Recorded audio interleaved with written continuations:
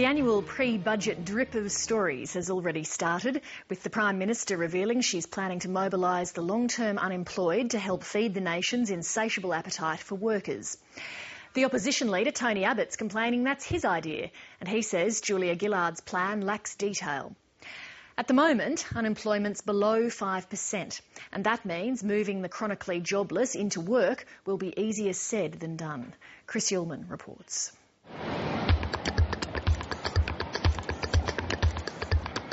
Working the room and making a pitch for more workers. Every Australian should pull his or her own weight. The Prime Minister's mapping out the ground for a budget push to move people from welfare to work. We've got to match opportunity and responsibility. So I'm saying people who can work should work, and they have a responsibility to be in work. The only fight seems to be over whose idea it was. Tony Abbott's also been preaching tough love for people on welfare.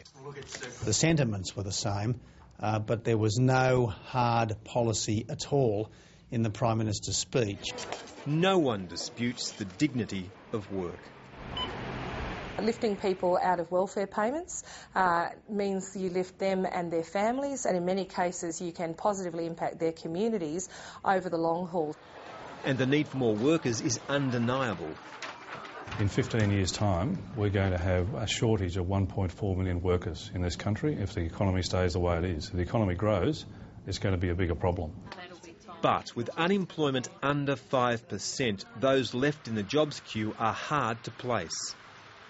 People who are intergenerationally unemployed, people living with episodic mental illness, people living with a range of physical and intellectual impairment, and those things are not easily overcomable. If they were, those people would be in jobs now. 500,000 people who are in this category, if we could get them into the workforce, it goes a long way to solving our labour shortage. In Sydney's sprawling western suburbs, 20-year-old Rachel Speechley has been unemployed for a year. They're looking for people with a lot of experience, and if you don't sort of have that on the paper that you're sending to them, it's kind of hard to show them that you can even do the job, because they'll kind of look at it and go, well, they don't have enough experience. Rachel Speechley shouldn't be hard to employ. There's nothing wrong with me at all. I'm just a perfectly normal person. I'm not that stereotype. There are stereotypes like that out.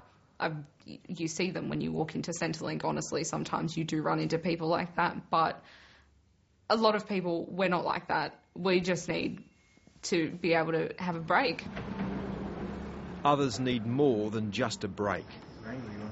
We know that the only way of getting them to a point of self-sustaining is to actually go on their journey with them, patiently helping them to increase their skills and their capacities and changing their mindset as to what life is about. Wendy Mayman lives in Melbourne's southeast. She spent 5 years out of work. Once you've been unemployed for several months, you just sort of fall into that trap, like a lot of people get caught into, and that's when your confidence goes down, so that's when you can't get a job. You just sit around and, stay home because you've got no confidence, so you don't care. Wendy Mayman's pathway back came through a government-funded job program, AvoCare Learning Solutions. It specialises in hard cases. Male, female, young and old. Some of our participants have had disabilities. But it's amazing. If you give them a job to do, they're all anxious to work and they're all anxious to learn skills. Without the training, me being here, I'd be still on unemployment benefits. For sure, I know that.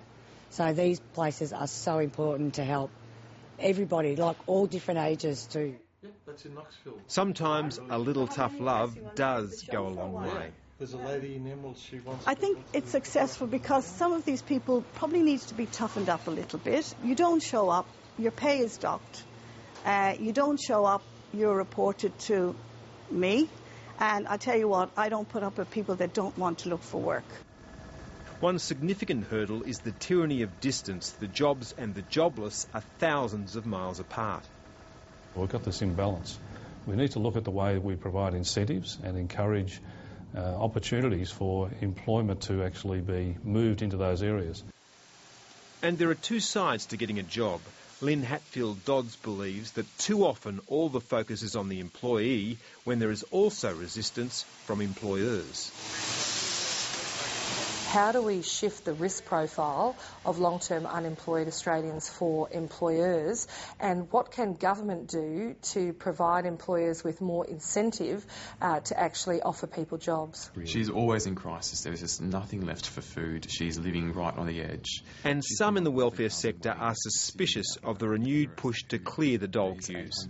She pays $600. My biggest fear from what the Prime Minister has said is that this will not be a thoughtful policy rollout, but rather a knee-jerk reaction to perhaps some poll that has been read by someone in Canberra. It's very disappointing to see leaders of political parties come out and have a crack again at people who are unemployed. I've never met anybody who's unemployed in the long term as a lifestyle choice.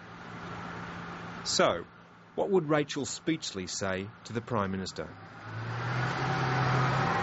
I guess I'd probably say to her, you have to tread carefully and you can't group everyone in the same place. It's just not possible. Everyone's different. Some of us are trying. I'm an example.